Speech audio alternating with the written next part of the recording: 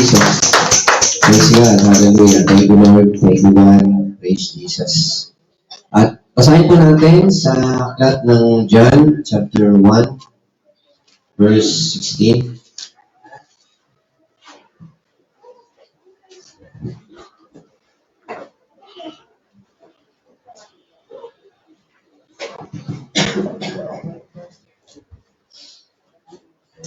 Nabasa na ko dito. 1 verse 16.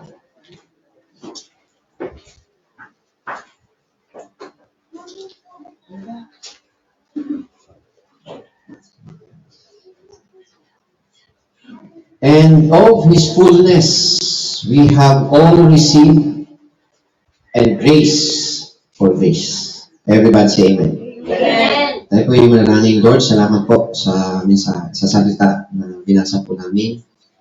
Ito po yung gamitin mo, Lord, upang kami po ay makakain ng iyong salita. Sa spiritual, Panginoon. Gamitin mo lamang po ang iyong lingkod. I-bless mo po, Lord. I-anoy mo po ang bawat isang narito na makinig sa iyo. Kausapin po ang bawat isa sa amin. Ikaw po, Lord, ang aming itinataas sa araw na ito. Ang aming pinasasalamatan, Panginoon. Patuloy mo po ang gawain simula umpisa hanggang sa matapos. Sa iyo po ang tagumpay ng gawain ito. In the name of Jesus. And everybody say, Amen. Praise God. Sigaw po natin, Amen. Amen. Praise God. Sabi nga po dito, kapatid, sa binasa natin, and of His fullness, we have all received and grace for grace. We have, sabi niya, sa ibang version, from His abundance. From His abundance, we have all received. Very familiar sa ating mga, yung grace upon grace, grace means unmerited favor. Amen? Unmerited favor. And we receive this grace of His fullness, of His abundance, of the abundance of our Lord Jesus Christ. Pag sinabing abundance, mga kapatid, nag-uumapaw,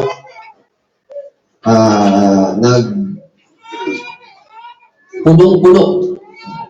Abundance, masagana. Tama po ba, mga kapatid, sa Tagalog?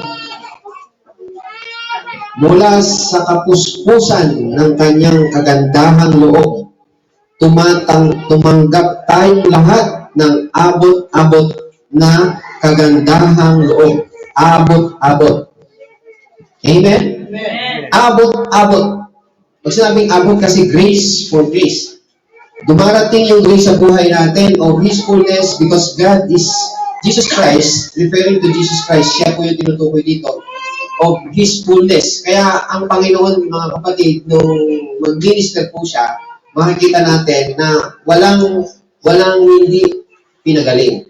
Walang kasalanang hindi kayang patawarin. Because of His fullness, we have all received grace upon grace.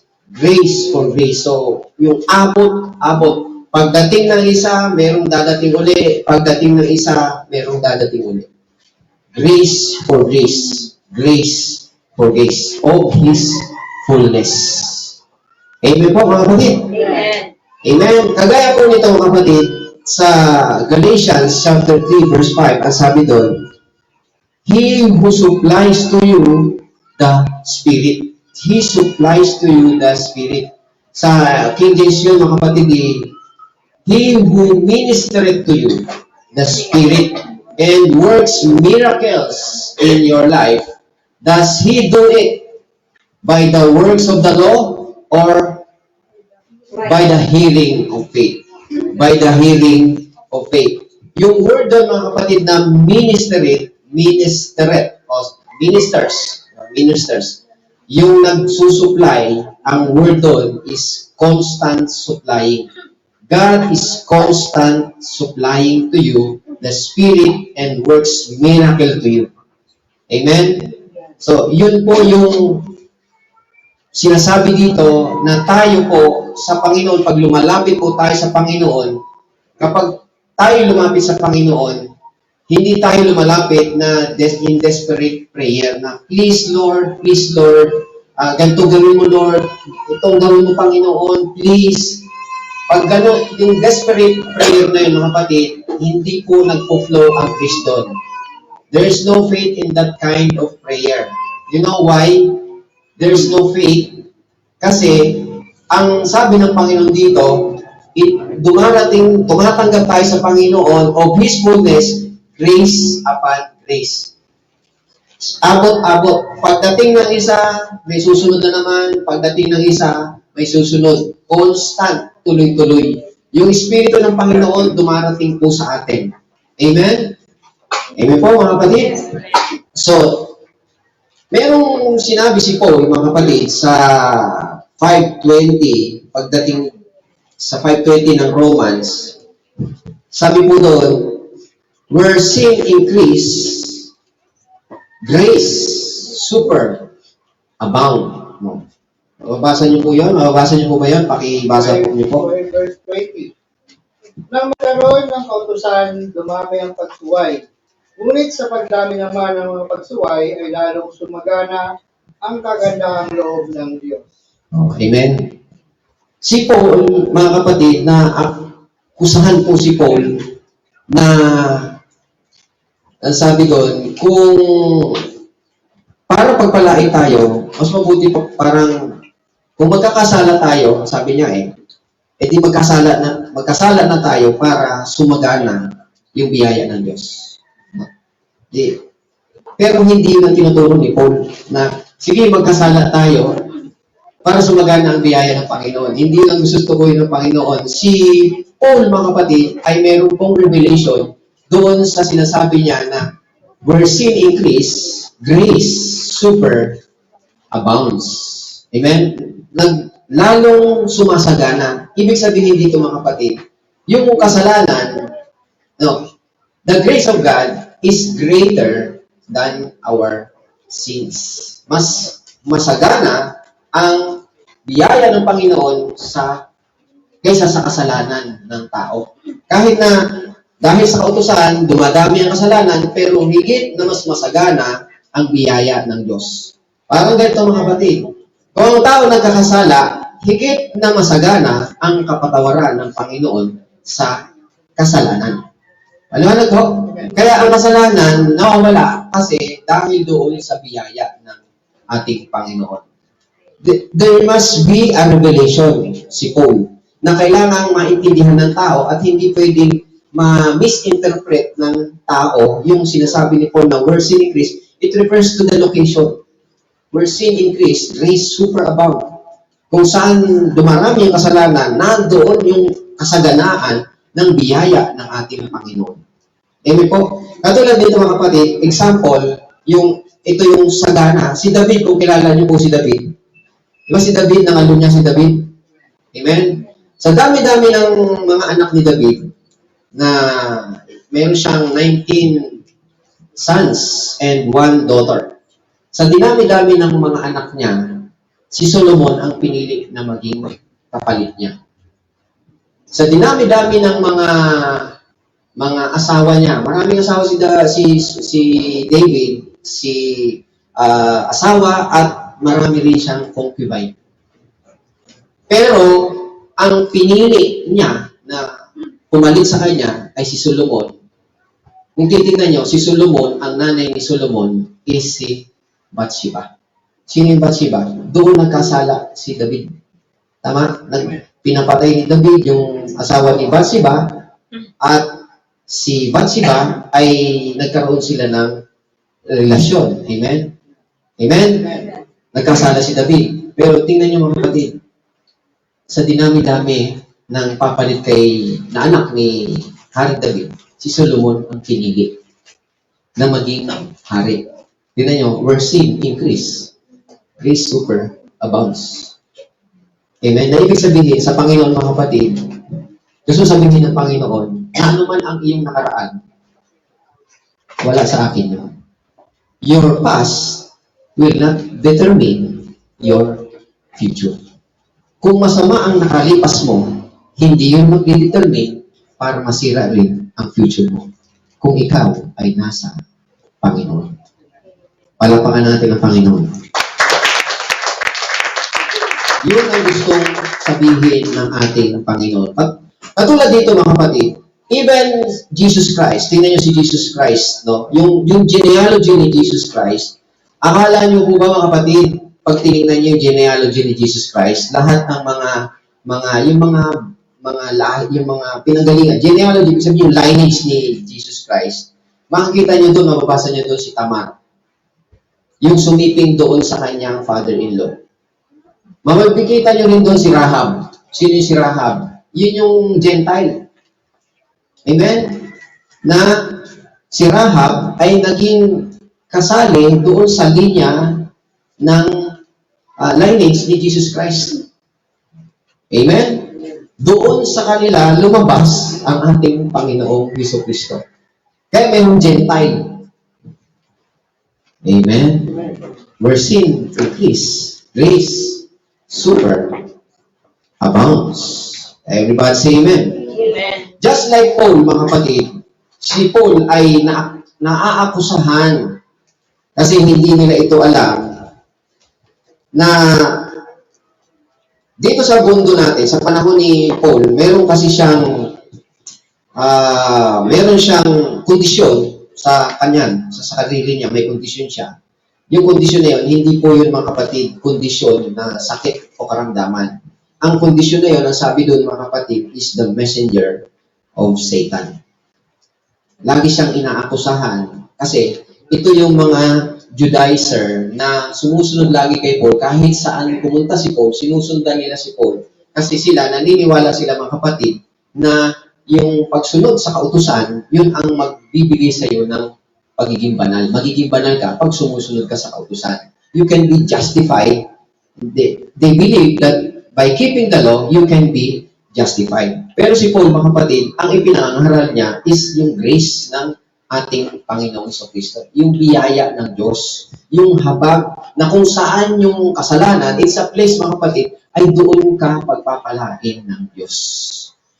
Amen? Babaguhin ka ng Diyos. Ang mundo kasi, mga kapatid, merong sinasabi ang mundo sa human reasoning, mga kapatid, na kapag ang isang ibon ay nabalian ng pakpak, hindi niyan makakalipad.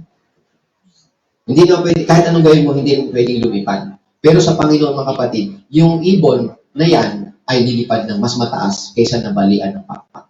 Sa Panginoon, mga kapatid, yung ibon na nabalian ng pakpak, mas malakas ang pakpak kaysa doon sa nabalian ng pakpak. Kung ganun ang katwiran ng natin, ng mga tao, kapatid, na ang sabi nila ay magkasala na tayo para sumagana ang biyaya ng Panginoon, hindi mo naiintindihan yung revelation ng Panginoon. May mga nagtuturo na pwedeng magkasala, hindi na natin kailangang maging banal. Sapagkat ang isip nila, mga kapatid, yung pagsunod sa kautusan, nandun ang katwiran, nandun ang kaligtasan nila. Sumunod ka sa kautusan. Pero, parang ganito sinabi, mga kapatid, hindi mo, ganito ba ang sasabihin natin? Putulin natin yung braso natin para tayo lalong lumakas. Gusto mo bang magkasakit ka para sumagana ang biyaya ng Diyos sa'yo? Di ba? Hindi. Amen po, mga kapatid. Hindi yun ang gusto sabihin na yung may sakit, sumasagana ang biyaya. So, gusto mo magkasakit para sumagana ang biyaya ng Diyos sa'yo. Hindi ganun ang ibig sabihin ng Panginoon. Gagamitin ka ng Panginoon. Amen? Katulad nga dito, yung kondisyon ni Paul, hindi po yung sakit sa kondisyon. There is a condition siya na it was a messenger of Satan. Kasi laging nilang laging kinukontra, laging sinisiraan, laging inaakusahan si Paul na wala siya sa kautusan. So, hindi siya sumusunod sa kautusan. Lagi siyang naakusahan. Kaya nga sabi nga dyan sa Romans, mga kapatid, mabuti pa magkasalan lang tayo para sumagana ang biyaya ng Panginoon. Pero hindi yun ang gustong sabihin ni Paul. Amen? At dahil dito, mga kapatid, ito ang gustong sabihin ni Paul na nung gusto niyang mawala ito, gusto niyang maalis itong mga tao na ito, itong mga Judaizer na ito, na laging nakabantay sa kanya, laging, yung parang nagiging tinig sa lalamunan niya itong mga tao na ito. Kasi kada nangangaral siya ng tungkol sa grace, mga kapatid, ng biyaya ng Panginoon, laging may nakaabang, may nakaabang, laging tinitira, laging sinisiraan siya. Amen? Amen po mga kapatid. Pero alam niyo po mga kapatid, ito ang sagot ng Panginoon sa kanya. Basahin natin sa chapter 12 ng 2 Corinthians, verse 9.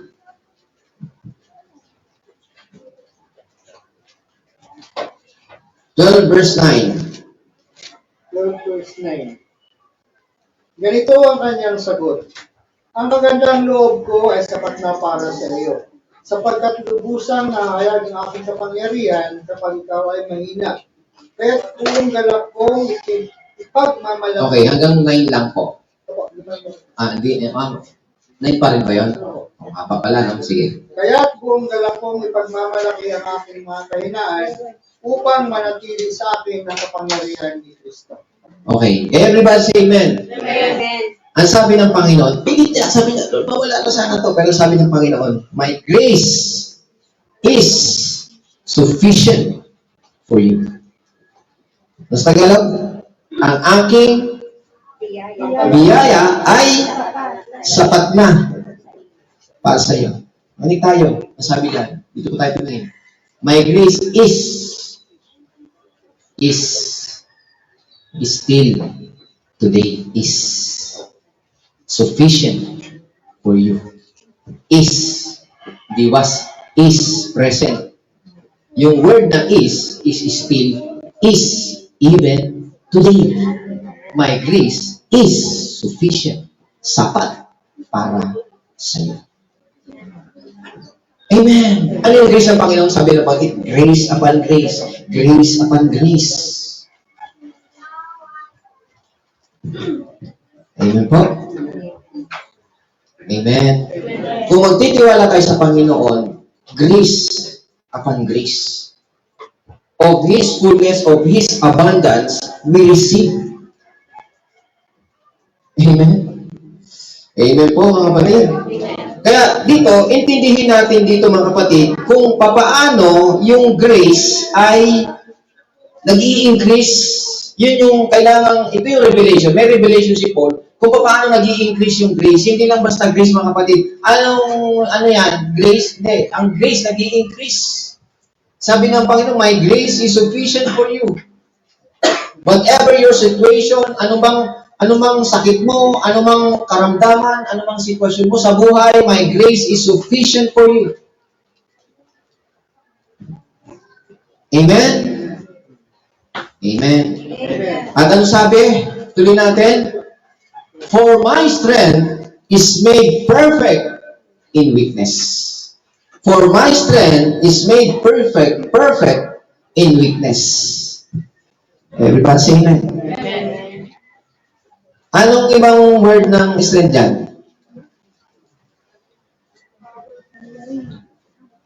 Other word. Dito kasi strength.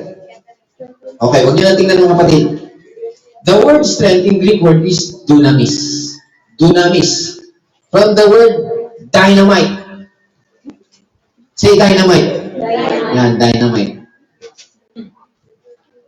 Whenever miracle is, the New Testament talks about miracle, yung miracle doon, mga kapatid, in Greek word is dynamite.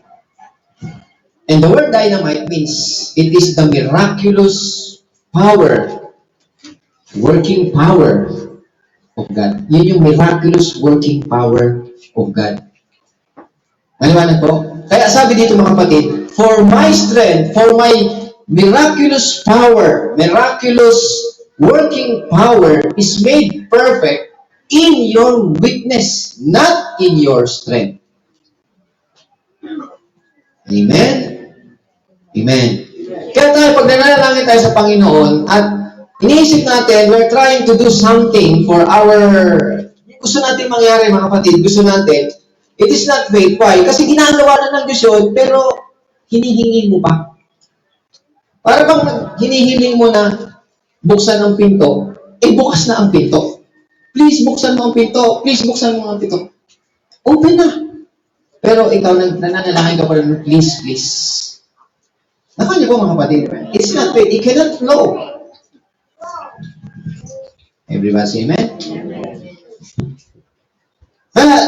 Itong dito, mga kapatid, kaya intindihin natin to kung paano yung grace ng Panginoon is nag-i-increase sa buhay natin. How grace will increase is increasing. Sabi ng Panginoon, where sin increase, grace super abound. Everybody say amen. Amen. And sabi niya, for my strength is made perfect, not in your strength, in weakness. Ibig sabihin ng kapatid, kung wala kang weakness, grace cannot flow to you. Kung wala kang weakness, ako malakas, ako matapang, ako matibay, ako walang kahinaan, grace cannot flow to you. Why? Sabi ng Panginoon, my grace and my strength is made perfect in weakness. Everybody say amen. Grace is attracted to weakness. Without weakness, grace cannot flow. At ang sabi ng Panginoon, grace is made perfect. Yung word na perfect is complete. Kahit na may tubig dyan, mga kapatid, na bumubuhos dyan, it cannot flow without the pipe. Tama? So, sabi niya, my strength is made perfect in your weakness. When you have weakness, sabi niya, my strength is made perfect. It will flow, yung expression ng mga kapatid na mag-flow siya completely as parang tubig na umaagos doon sa tubo. Nakakarating doon sa dapat puntahan. Everybody say amen. Kaya tuloy natin yung basa sa verse, tuloy po natin. Ano sabi po dito?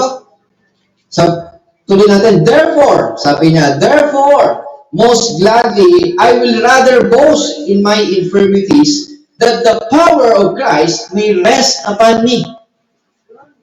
Ang haba pala nitong verse 9 na to eh. Amen? Sabi niya, therefore, ano yung pagsabi therefore? Kaya nga, di ba?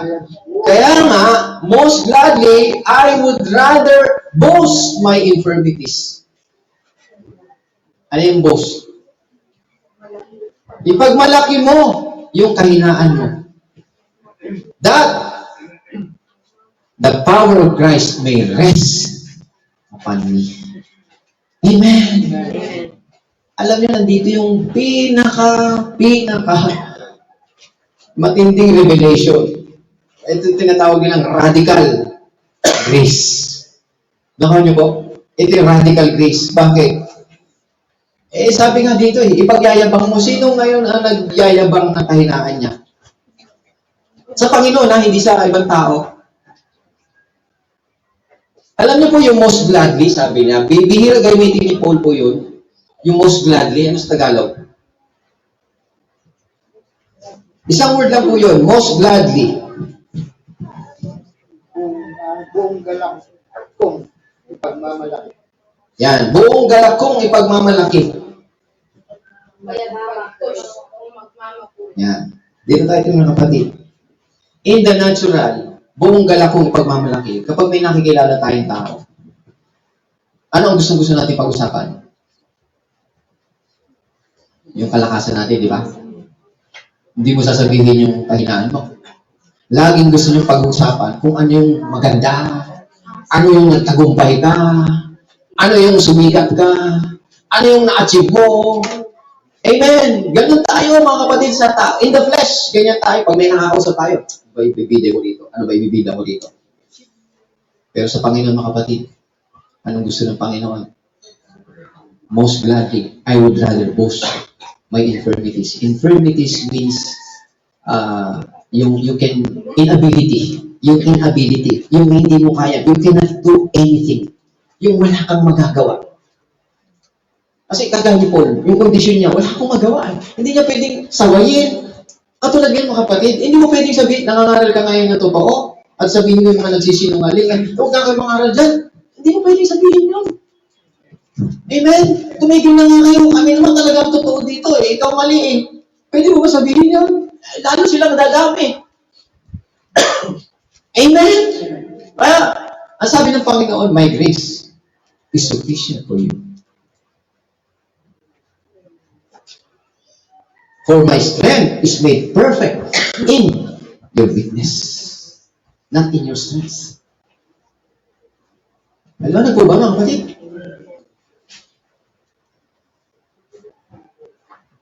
So yung sinasabi dito mga kapatid na most gladly sa Panginoon mga kapatid, ang gusto ng Panginoon, ipagbalaki natin. Dito tayo mga kapatid. Sinong may kahinaan dito?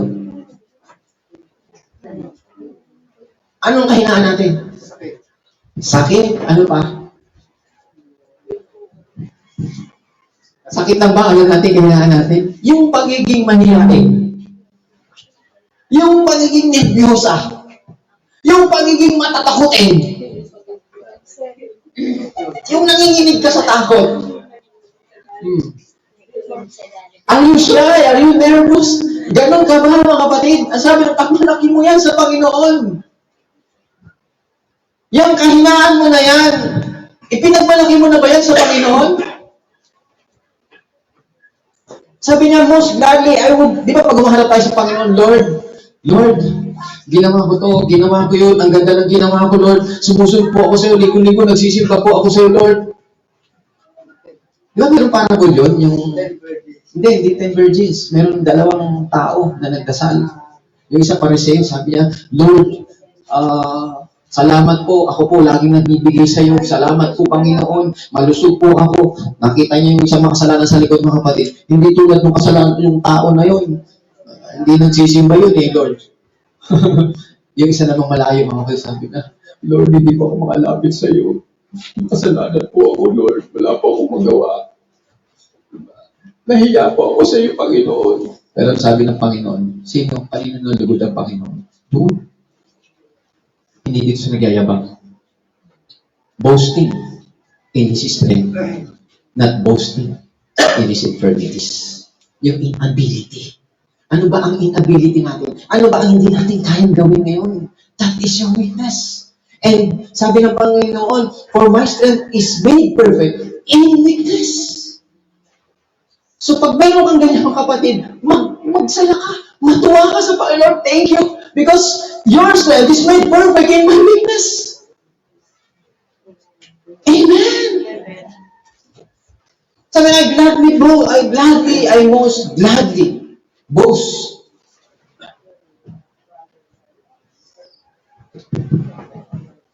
Amen po. Kaya pag lumapit ka sa Panginoon, hindi ka magyayabang. Hindi ka magyayabang sa Panginoon kung ano mga ginawa mo sa Panginoon. Hindi mo pagyayabang yun. You cannot boast. Bakit? Kasi alam mo, hindi naman ikaw yun. Yung grace niya. Yung biyaya niya. Alam niyo, pag lumapit tayo sa Panginoon, makinig tayo mga kapatid, ha? Kung nahihiya ka, sabihin mo sa Panginoon yan. Kung natatakot ka, ninenervyos ka, lumapit ka sa Panginoon, sabihin mo, Lord, ganito ako, ito ako, Panginoon, mahihiyain ako, matatakutin ako, duwag ako, Panginoon, wala akong magagawa, Panginoon. Sabihin mo yan sa harapan ng Panginoon. Ipagmalaki mo yan sa Kanya. Sasabihin siya, yes, my strength is made perfect in you. Yes. Lord, makasalanan po ako. Yes. I am your Savior. Lord, righteous po ako. Yes, you do not need me. Because I came for the sinners, not for the righteous. Amen. Lord, may sakit po ako. Yes, you need me. I am your healer.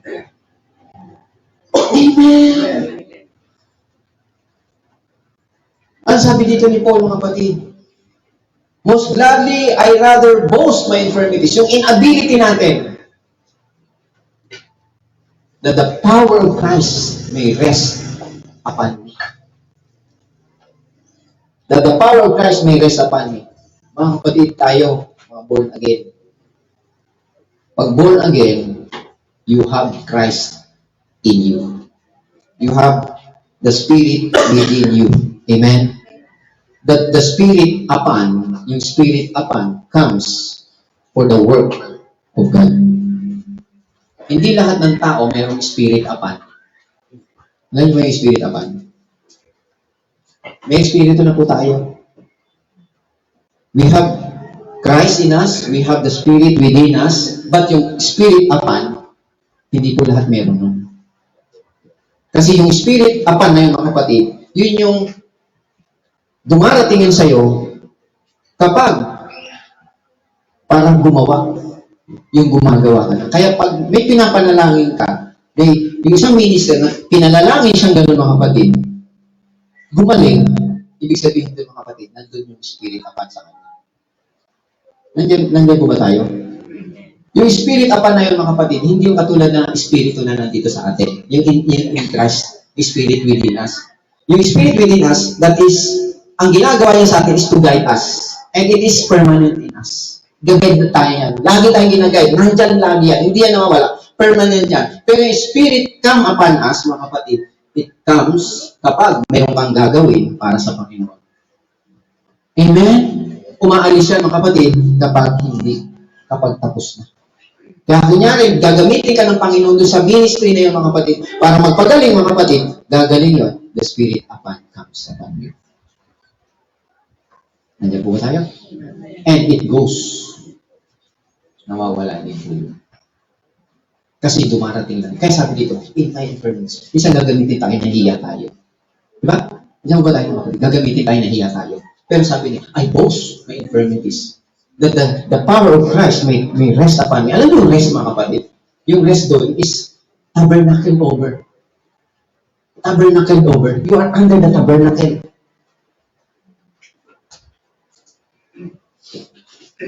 The same word, mga kapatid, na ginamit doon yung tabernacle, yung dwelling, yung dwell, nananahan sa'yo. Dito sa 91, di ba, sabi niya, he who dwells, tabernacle po yun. He who tabernacle, he who dwells. Diba? In the secret place of the Most High shall abide under the shadow of the Almighty. Kapag yung weakness mo ay nandyan, mga kapatid, nakikita mo, nagpagamit ka sa Panginoon, nag-post ka sa Panginoon, hindi ko kaya ito, Lord. Pero, Lord, pinagmamalaki ko ito. Salamat, Panginoon, meron ako nito. Because your power, so that your power may rest upon me. Dadatingin sa'yo. Magpipitch ng tent sa'yo. Mananahan sa'yo. Titigil siya sa'yo. Mananahan siya sa'yo. For that mission. For that work for God. Amen. Kaya hindi ikaw. Kasi ganito magaling, oh. Hindi. The Spirit comes upon. Everybody say amen. So, pag sinabi, kaya nga sinabi dito, mga kapatid, grace is not attracted to strength. Kaya ko yan, kaya ko to, kakayanin ko to. Hindi. Hindi mo kaya. Grace is attracted to your weakness. Aliwanag ko ba, mga kapatid? So, ibig sabihin, we should stop trying using our strength. Stop trying your best. Stop trying to be strong inside and outside of you. Kung mahina ka, sabihin mo talaga sa Panginoon. Kung nasasaktan ka, sabihin mo talaga sa Panginoon, Lord, nasasaktan po ako. Nahihiya po ako. And the power of Christ will rest upon you. Gagamitin ka ng Panginoon dyan. Alam nyo, minsan, ako, sa buhay ko, mga kapatid, sometimes tinitingnan ko,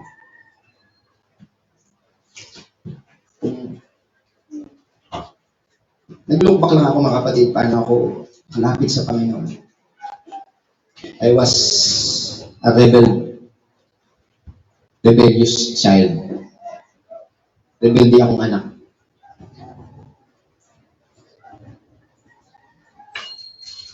Alam kong rebelde ako. Pero, tiwala ako sa Panginoon. Hanggang dumating na binigay ko lahat ang sarili ko sa Kanya. Kasi sabi ko, patay na yung nanay ko. Kung saan-saan naman kami nakatira. Sa mga tita ko, utusan kami doon.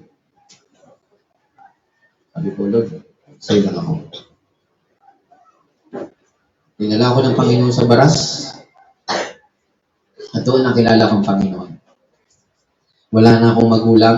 Although may magulang ako literal, pero kaya ko sinasabing wala akong magulang kasi solo na ako eh. Kaming magkakapatid, nagkahiwa-hiwalay kami at the age of 19 siguro or 18 years old. Mataas ang pangarap ko, pero nawala lahat yun. Kasi wala nang supporter ako eh. Ando na lang ako. Nakatira na lang ako sa tita ko. Sino magpapaaral sa akin? Wala. Kaya sabi ko, Lord, wala na po. Wala na po. Wala na po. Sa'yo na lang ako, Lord. So, nangyari. Ayun, pumunta ka doon. Hanggang sa, ang dali kong ibigay yung tuloy-tuloy yung tawag ng Panginoon sa akin. Ang dali, mga kapatid. Ang bilis. Nag-aral uli ako, pinag-aral ako ng tita ko, pero sabi niya, mamili ka, sa Panginoon ka o sa pag-aaral mo? Hindi, sa Panginoon ako. Diretso ako sa Panginoon. Ang dali kong isuko. Trabaho mo, mag full-time ka, may trabaho ka, iwan ko yung trabaho ko. Full-time ako.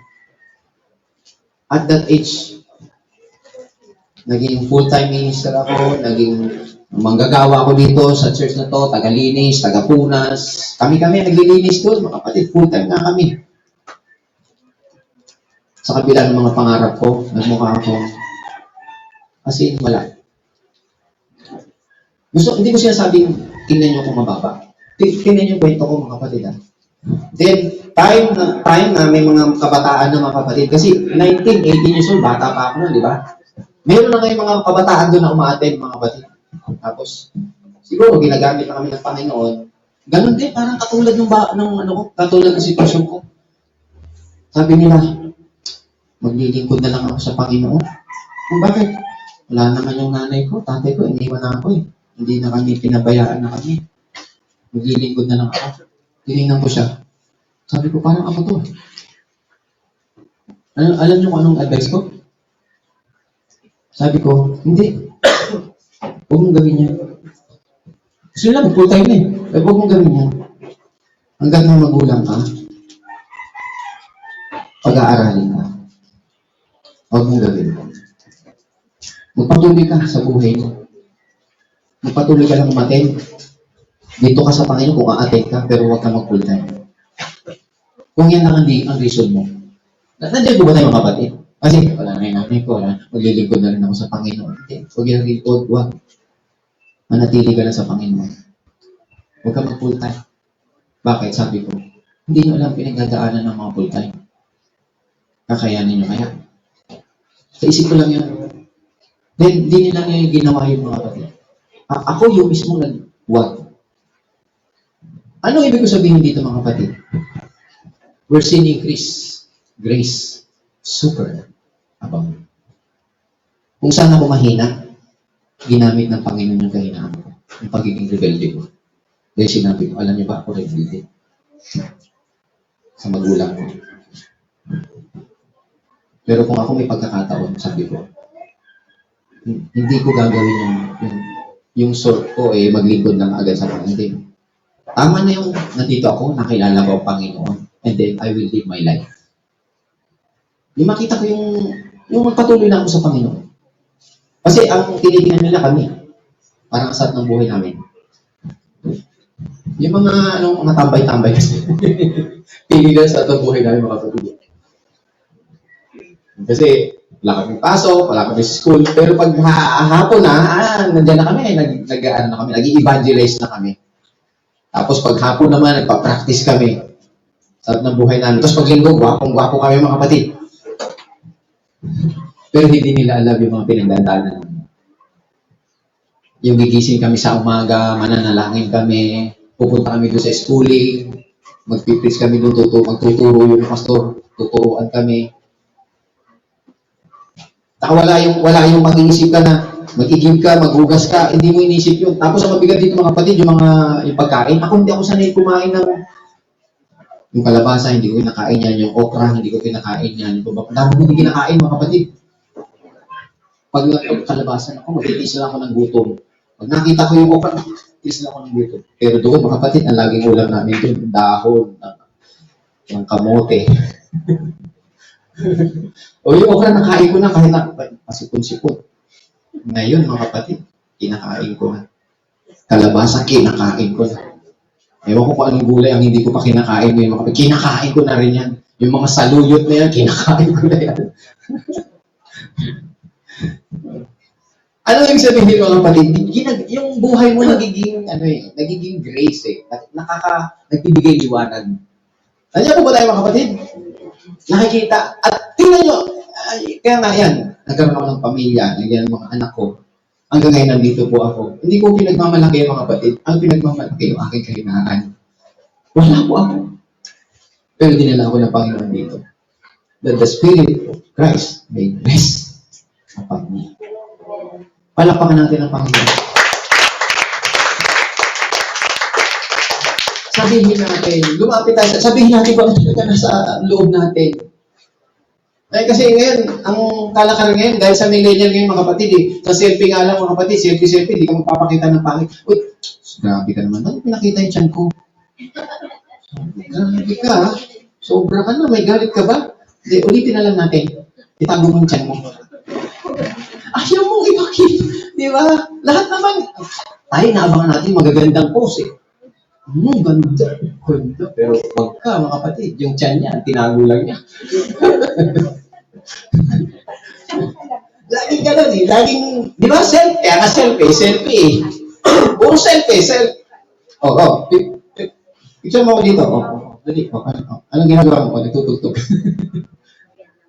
Okay ako. Gawin mo ako dito. Tingnan mo dito. Pastor ako ngayon. Nakaya ko. Kaya paano yung sinasabi ng Panginoon? Sabi niya, how grace will increase. My strength is made perfect in your weakness. Everybody say amen. Palapakan po na natin ang ating Panginoon. Alam nyo, ang ating Panginoon Kristo, mga kapatid, makinig tayo, nung muling nabuhay ang Panginoon, nung gusto niyang para palakasin, i-comfort yung mga disciple na natakot sila eh. Di ba? Nung mabuhay ang Panginoon, anong ginawa ng Panginoon? Pumagit na siya. At sabi niya, peace be with you. Okay po? Makinig tayo. Sabi ng Panginoon, peace be with you. But it was not enough. It was not enough to say, peace be with you. Ang sabi ng Panginoon, look my hands. Look my scar. Kailangan ipakita ng Panginoon yung kanyang suffering. Kailangan ipakita ng Panginoon, sabi niya, katulad niyo ako, nasaktan din ako, nasugatan ako, katulad niyo din ako. Amen! Kaya pinapakita niya, hindi, it's not enough. Pasabihin, peace be with you. Meron kang mapakita. Tayo, gusto natin, malaman natin na yung ikaw, naranasan mo kung ano naranasan ko. Tumayo ka dun sa kinatatayuan ko bago ka mag-minister sa akin. Ganun ang tao. May isang istorya mga kapatid. Isang babae namatayan ng anak. Namatayan siya ng anak. Diba? Malungkot. Dumating, so ang ginawa, may dumating na minister. Siniran siya ng mga verses. Sinir sa kanya yung mga verses sa langit, sa lupa, sinabi kung ano mangyayari. Pero, wala. May dumating ulit sa buhay ng mga kapatid. Share ulit. The same story, verse sa Bible. Pero biglang may dumating. Nasabi niya, namatayan din ako ng katulad. At sinare niya. Alam mo, doon napaiyak yung babae namatayan. At sa tingin ng maraming tao, ang nag-minister doon, hindi yung nagbigay ng verse, kundi yung nag-share nung nangyari, yung experience niya sa bakit. The same. Kulang nga sabihin natin mag-born again ka. Ipakita mo sa buhay mo. May karanasan ka. Your weakness flows. Nandun yung grace ng Panginoon. Yung biyaya ng Panginoon. Amen? Gagamitin tayo kung anumang bagay na kung saan mahina ka, gagamitin ka ng Panginoon doon.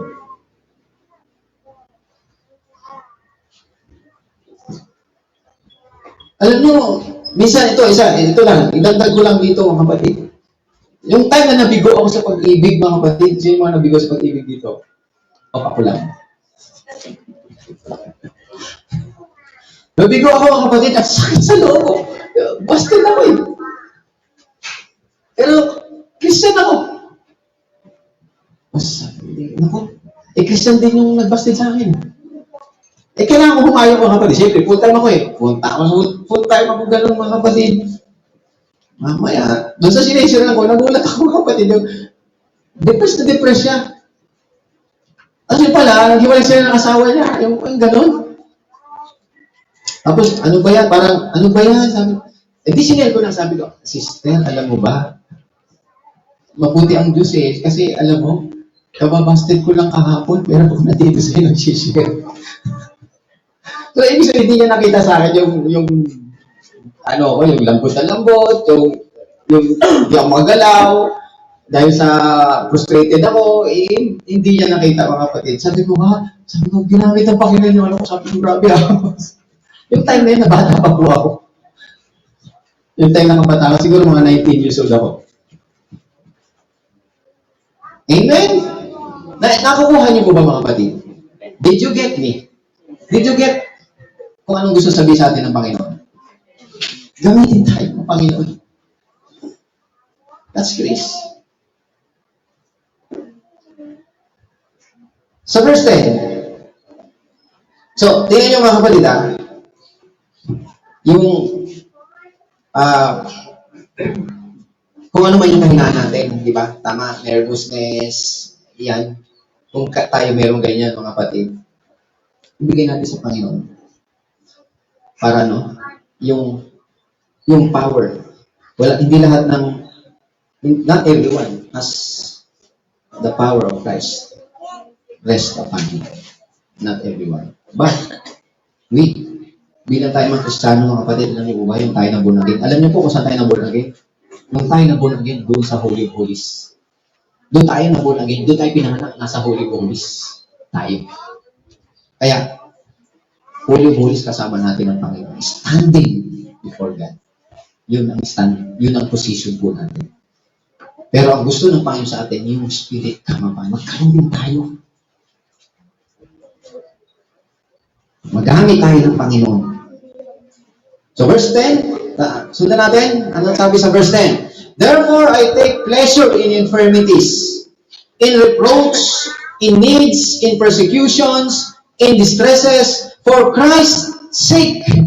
For when I am weak, then I am strong. Kung kailan ako mahina, saka ako malakas. Alala ko, nung ako, mahihayin talaga ako. Sabi ko, hanggang ngayon, mahihayin pa rin naman ako eh. Nervyoso pa rin ako. Pag pumunta ako dito dati, mga kapatid, noon, hindi ang tuhod ko dito. Rehin po ang Panginoon dyan. Ganun ako. It's my weakness. Hanggang ngayon, minsan nandiyan yan, pero kaya nga nandun pa rin yung weakness. Hindi mo alam mo yun. Mahina ka pero siya. Gumagawa sa'yo. Palakpakan natin ating mga. So therefore, I take pleasure. Ano sa Tagalog? Alang-alang kay Kristo, ako'y may kasiyahan sa gitna ng mga kahinaan, mga Yan. pagkutya, mga kahirapan, pag-uusig at kagipitan. Sapagkat kapag ako'y mahina, doon ako nagiging malakas. Amen. O, dito tayo mga kapatid. Ako'y may kasiyahan. Ano pa kayo? Pag-usig first line? Alang-alang kay Kristo, ako'y may kasiyahan sa gitna ng mga O, kahinaan. dito tayo mga kapatid. Yung kahinaan natin, yung pag-alis kusta, yung nilalait ka, yung reproach, yung nilalait ka, ibinabagsak ka, kung ano pinagsasabi sa'yo mga kapatid. Amen. Amen. It is something to endure. Yung endure mo, sige, tisin mo to, tisin mo. But it is another thing to have pleasure in it. Nilalait ka, nihinda mo, pero alam mo, sabi ng Panginoon, take pleasure in it. For Christ's sake. Yung nagagala ka, wow, oh, nilalait ako ha, oh, thank you Lord. Because when I am weak, then I am strong. You are trusting the Lord. Nagtitiwala ka sa Panginoon, hindi ka nagtitiwala sa sarili mo. Amen? Iba yung tinitiis-tiis mo lang eh, pero iba yung masaya ka na. Sige, nilalait mo ako, ha. Yung pagka na may nagbubuli sa'yo, di ba? Galit ka agad tayo, di ba? Tama? Bully. Titisin mo yun. Nalulungkot ka. Pero sabi nito, I take pleasure. Therefore, I take pleasure. Bakit? Alam mo kasi, in your weakness, His strength flow. His strength is made perfect in your weakness. This is weakness. Yung nasasaktan ka, binubuli ka, Lord, ito talaga kahinaan ko, Lord. Mahina pa ako dito, Lord. Pumapatol po ako dito, Lord. Sabihin mo kay Lord yun. Amen? At makikita mo His power, His rest upon you. Kakalma ka at nagugulat ka. Sabi nang iinsulto sa iyo, nang bubuli sa iyo, sabi na, hindi man na tinatablay. O, di ba? Siya ngayon natatatalo. Everybody say amen. When I am weak, then I am strong. Everybody say amen. Are we frustrating the grace of God? Sa ibang version, mga kapatid, inaanal ba natin, isineset aside ba natin ang grace ng Panginoon? Paano natin inaanal? Sabi ni si Paul, ang may sabi ng mga kapatid, I do not frustrate the grace of God. For if the righteousness comes by the law, Christ died in vain. Yung, ano sa Tagalog, 2:21 ng Galatians.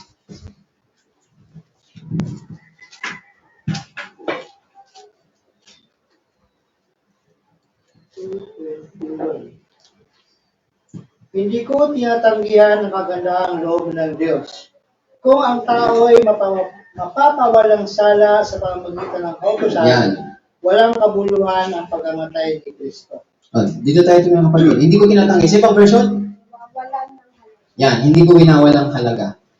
May mga tao mga kapatid na pagtuturo na ay, Kristo kami, I suffered for Christ, this is for Christ's sake. Pero sa isip nila mga kapatid, magsasabi niyan, ay di mo kailangan maging banal, pwede ka pa rin magkasala, kahit okay lang yan, mga kapatid. Why? Because yun nga, ang isip nila kasi mga kapatid, is yung nandun pa rin yung keeping the law, you are justified by keeping the law. Sundin mo yung kautusan. Sumusunod pa rin sila dun eh. Yung sunod pa rin na kahit sabihin mo, pwede ka magkasala, pero sumusunod pa rin sila eh. Nandiyan po ba tayo mga kapatid? Kahit sabi niya, pwede magkasala, pero susunod pa rin sila sa kautusan. Yun pa rin ang mentality po nila. Kaya sabi ni Paul, sabi, I'm not frustrated. Kung ang isip natin ay katwiran ng Diyos ay matatanggap pa rin natin, yung pagiging banal, matatanggap pa rin natin pagsunod sa kautusan. Kung yan pa rin ang iniisip natin ngayon, mga kapatid, hindi natin kailangan si Kristo. Ang sabi ng Panginoon, Christ died in vain. Yung kamatay ni Kristo, walang saysay. Para magkaroon ng saysay yun, umalis ka dyan. Huwag kang umasa sa kautusan, umasa ka kay sa biyaya ng Diyos. Sabi ng Panginoon, you are not under law, but under grace. Sabi niya, sin has no dominion. Ano yan? 6:14 niya, pakibasa ng Thomas. Sin has no dominion over you, for you are not under law, but under grace. The reason why your sin is have dominion over you is because you are under grace. You are not under law and you are under grace. Walang kapangyarihan sa iyo ang kasalanan. Amen. Kaya kung titingnan niyo mga kapatid, sabi niya, what is Christian growth? Ano ang Christian growth? Ang Christian growth ay yung lumalakas ka, habang tumatagal, palakas ka ng palakas sa Panginoon, yung pananampalataya mo, palakas ng palakas, malakas ka, nagtitiwala ka na sa Panginoon, buong-buo ng tiwala mo sa Panginoon, nagtitiwala ka hanggang hindi ka na mag-waver, hindi ka na talaga matitinag. Yun ang Christian growth. That is wrong, mga kapatid. Christian growth is you see more of your weakness. More of your failures. Nakikita mo yung sarili mo, marami kang kahinaan, marami kang failures. And besides that failures, mga kapatid, the more you depend on the Lord. The more you depend, the more na nakikita mo na talagang kailangan ko ang Lord. Talagang kailangan ko ang provision ng Panginoon. Talagang wala akong magagawa. Talagang siya lang ang kailangan ko. That is Christian growth. Hindi palakas ka ng palakas na sa araw hindi ka na natikinan. Lagi ka na. Hindi ka na nagmimintis. Hindi na nagbi-whimper. Hindi ka na nagdududa. Hindi yan. Ang Christian growth yung nakikita mo. Marami kang kahinaan. The more nakikita mo yung marami kahinaan mo, the more you depend on the Lord. The more you trust in the Lord. Lord, mas kailangan kita. Lord, kailangan kita ngayon. Lord, I need you more. Lord, I want you more. Because you see more of yourself. And besides that, more you see of Him. Providing you, guiding you, protecting you, leading you, teaching you, in the place where He wanted Him for you to go. Palakpakan natin ang Panginoon. Hallelujah. Praise God. Kaya nga, magiging conscious tayo sa dependence yung tiwala natin. Conscious tayo naging tiwala tayo sa Panginoon. Ako nga sinasabi ko, hindi ito sa pagmamayabang mga kapatid. Sinasabi ko sa misis ko. Sabi ko, ako paglabas ko ng bahay, wala akong kausap, di ba? Pero naroon akong kausap. Kasi paglabas ko lang ng bahay, hindi ako yung parang hangin lang nasa ulo ko. Nagsasalita ako. Naglalakad ako. Praise the Lord. Glory to Jesus. Amen. Praise God. Lumalabas ba tayo ng bahay? Saan kaya ako pupunta? Ay, si ano makikita ko ngayon? Ay, ang ganda ron. Siguro maganda yung mga appliances doon. Ano kaya yung mga doon? Di ba? Ganun ba tayo mga kapatid? Ay, bukay lulutuin ko ako. Ako alam ko nabibili ko mga kapatid sa palengke, pero praise God, hallelujah. Makalati ako sa ito. Kano po ito? Usap na. Pag talikod ko ngayon, wala na akong kausap. May kausap na naman ako. Praise God. Lord Jesus. Praise God. Inisip ko ngayon kung ano. Hinihintay ko. You know, we are waiting. Yung sitwasyon natin, we are waiting. Sabi niya, he who waits upon the Lord will renew their strength. Yung pakikinig natin ng salita ng Diyos, mga kapatid, we are waiting. Yung nagkakaroon tayo ng time sa Panginoon, we are waiting for Him. Kung ano man problema mo ngayon, you are waiting for the solution. You are waiting for your healing. You are waiting for the answer. And you are trusting Him. As we are waiting, kaya lumalakas kayo. Kaya kung hindi ka mag-wait, mga kapatid, ako, tortado ka na, galit ka na, may itang ulo mo na, nagpipiyes ka ng demonyo sa'yo. Hanggang sa mamaya, nalimutan mo na yung simbahan ko pa lang ngayon. Amen. Sabi na ko, nahanap ko, tingnan ko sa na-miss ko yung oras. Di bali na lang, sa susunod na lang ulit. Yan. Why? Na-occupy ka eh. Amen? So, how can we believe the truth? Paano naman? Ang sabi ng Panginoon mga kapatid, you will know the truth and the truth will set you free. How can you believe the truth and you live licentious life? Diba? Sabi na, ako, alam ko ang katotohanan, pero bakit ang buhay mo is licentious life? Ano yung licentious life mga kapatid? Yung wala kang sinusunod, di ba? Easy go lucky, licentious life eh. Yung, kumbaga, kung may chicks na dumating, eh sige, larga. Licentious life. Fleshly life. Worldly life. But you believe in the truth. How can you believe? And you live. How can you believe in the truth and you live licentious life? Ganun mga Kristyano to. Pero bakit ganun ang buhay niya? There's something in the right believing that produce right living. Yung tamang pananampalataya ay nagpo-produce ng tamang pamumuhay.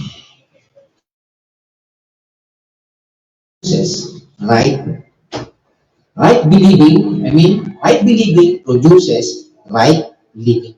Kung tama ang pinaniniwalaan mo, magpo-produce yan ng tamang buhay, tamang diskarte, tamang desisyon sa buhay mo. Amen? That's right believing that produces right living. Alam niyo, sabi ng Panginoon mga kapatid, sanctify them with the truth. Your word is truth. Tama po? Nagiging banal tayo mga kapatid, hindi sa paggawa ng mabuti. Nagiging banal tayo dahil doon sa salita ng Diyos. At kapag tinanggap natin yung totoong salita ng Diyos, mga kapatid, pinaniwalaan natin. Alam niyo, anumang pinakikinggan natin na in line dito sa scriptures, mga kapatid, that is the truth. And that truth will set you free. Magkakaroon ka ng tamang buhay. Tama yung magiging buhay mo, hindi siya, pwede na magkasala ngayon kasi grace lang. Wala kang alam, sister. Wala kang alam, brother. Wala kang alam, pastor. Amen. When you believe in the truth will set you free. Tama ang buhay mo. Palapakan po natin ating Panginoon.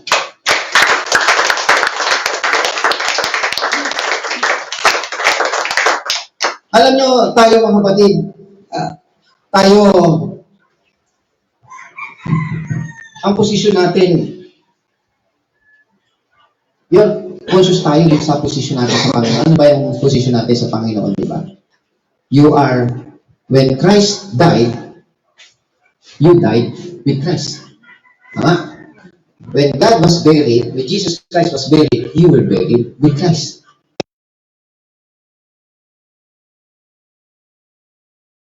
Christ seated at the right hand of the Father in the heavenly places, you are seated in Christ at the right hand of the Father in heaven. That is your position. Amen. Hindi na tayo katulad na sa libutan. Kaya sabi ng Panginoon sa 17 ng John, sabi, they are not of the world, just like me. They are in the world, but they are not of the world. Sanctify them through your truth. Your word is truth. O, basahin niyo po yung mga kapatid. 17:16 ng John.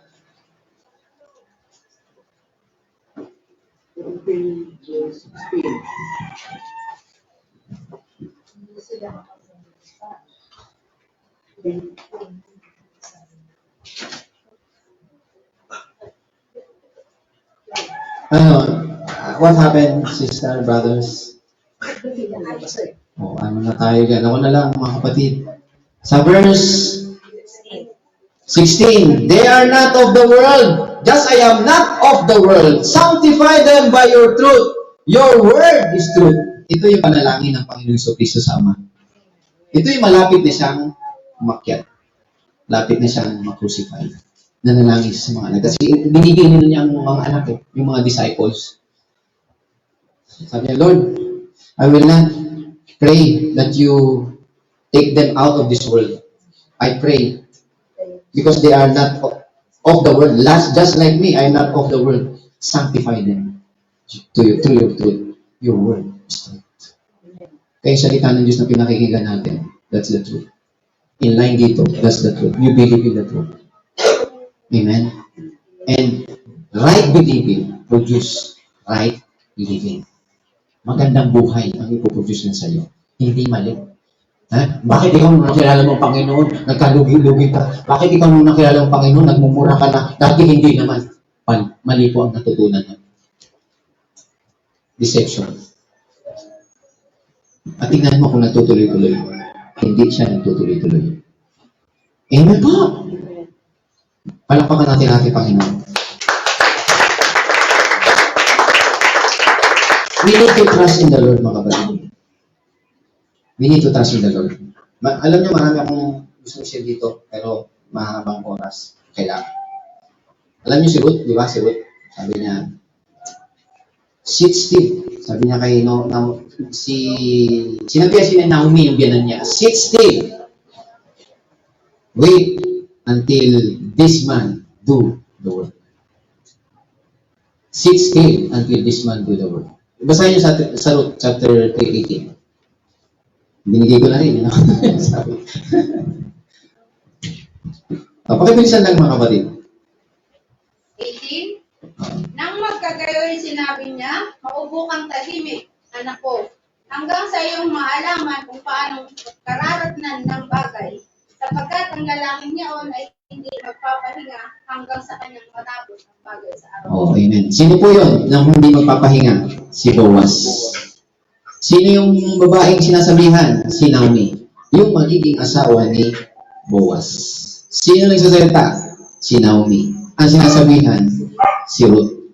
Oh, tama. Sabi niya, sit still, mupo ka lang. At, Sit still, my daughter, until thou know how the matter will fall, for the man will not be in rest until he have finished the things. sipin niyo mga kapatid, the man will not rest. The man will not rest. Alam niyo, the church is the bride. And the Jesus Christ is the bridegroom. Tama? Kaya nga tayo, sit still. Sit still. Parang sasabihin tayo mga kapatid ng church na, sit still. Magtiwala ka sa Panginoon.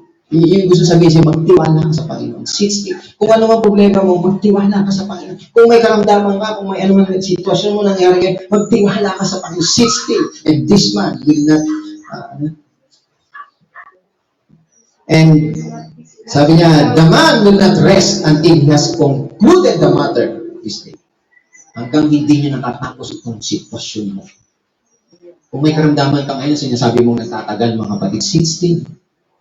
Because this man, Boaz yun. Boaz is a picture of our Lord Jesus Christ. Mapapangasawa na si Ruth. Alam niyo kung sino naging anak nila? Yung tatay ni David. Si Boaz, naging anak nila si Obed. Si Obed, naging anak si Jesse. Si Jesse, anak si David. Diba? Tama? Hari. Sino si Naomi? Isang Moabite. Gentile. Si Ruth. Kasi siya yung Gentile na niyakap niya yung Diyos ng mga Israelita. Tama ba? Siya si Ruth. So, sit still, sabi niya. Yun ang gusto sabihin sa ating magtiwala lang tayo sa Panginoon. Amen? Even Jacob, merong sitwasyon si Jacob, mga kapatid, alam mo ba mga kapatid na si Jacob nakipag-wrestle sa Diyos? Alam niyo yun, nag-wrestle? Ako lagi kong binabasa yan, hindi ko maintindihan yung mga kapatid doon. Nag-wrestle siya. Hanggang kailan tayo magiging malakas sa harapan ng Diyos? Hanggang kailan tayo para bang, Lord, na matatag tayo.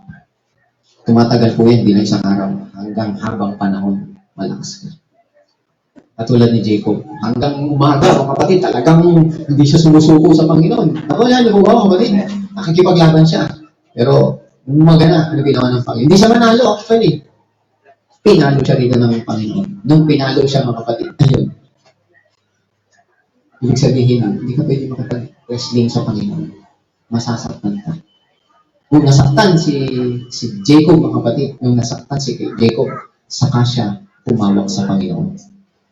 At nung nasaktan si Jacob, mga kapatid, na parang naganon siya, mga kapatid, saka ang Diyos hindi makawala, hindi makaalis. Nung nanghina si Jacob dahil sa tama niya dito, mga kapatid, pinalitan ng Panginoon yung kanyang pangalan. Ginawa Israel. Why? Because you overcome God. Sabi niya, sapagkat napagtagumpayan mo sa chapter 32 ng Genesis, tingnan po natin.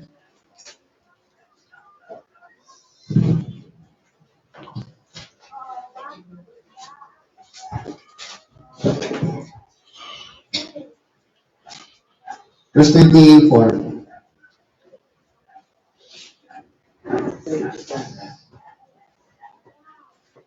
Ako lang magbabasa. Sabi niya, then Jacob was left alone and man wrestled with him until the breaking of day. Now when he saw that he did not prevail against him, he touched the socket of his hip, and the socket of Jacob's hip was out of joint. So nawala na sa joint. As he wrestled with him, and he said, let me go for the day breaks. But he said, I will not let you go unless you bless me. He said to him, what is your name? He said to Jacob, and he said, your name shall no longer be called Jacob, but Israel, for you have struggled with God and with him, and have prevailed. Dito tayo tumingin mga kapatid. Paano nag-prevail ang si Jacob kay David? Ay kay sa Diyos? Paano siya nag-prevail? Paano siya nagtagumpay? With strength? No. With his weakness. Tinamaan siya rito. Doon siya naging helpless siya. Tama ka ba naman dito? Mabalian ka ng buto. Tagiliran dito. At tingin mo, kalaban ka pa naman. Hindi na. Kaya humawak siya sa Panginoon, Lord. Hindi kita bibitawan. Bless me, Lord. Pero nung malakas siya, at nakipagbungin siya sa Panginoon. Hindi siya makuha ng Panginoon. Hindi siya ma-overpower ng Panginoon. Kasi powerful din siya. Lakas ko eh. Tirahin siya dito ng Panginoon. Lord, huwag kang alis. I-bless mo po ako, Panginoon. At nung hawakan niya ang Panginoon, nakita ng Panginoon, mahina na siya. Hindi rin maalis ang Panginoon. And He changed His name to Israel. Nag-prevail ka. Not through your strength, but through weakness. Grace is attracted to weakness. Amen. Amen po, mga kapatid. Everybody say amen. Isang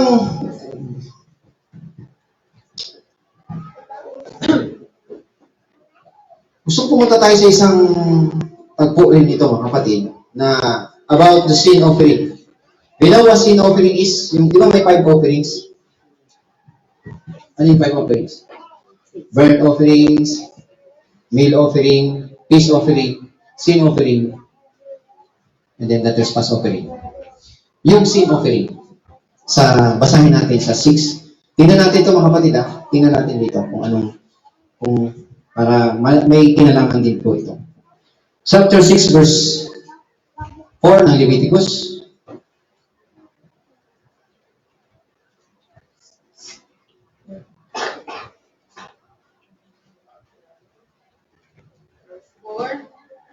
Ay mangyayari nga na kung siya'y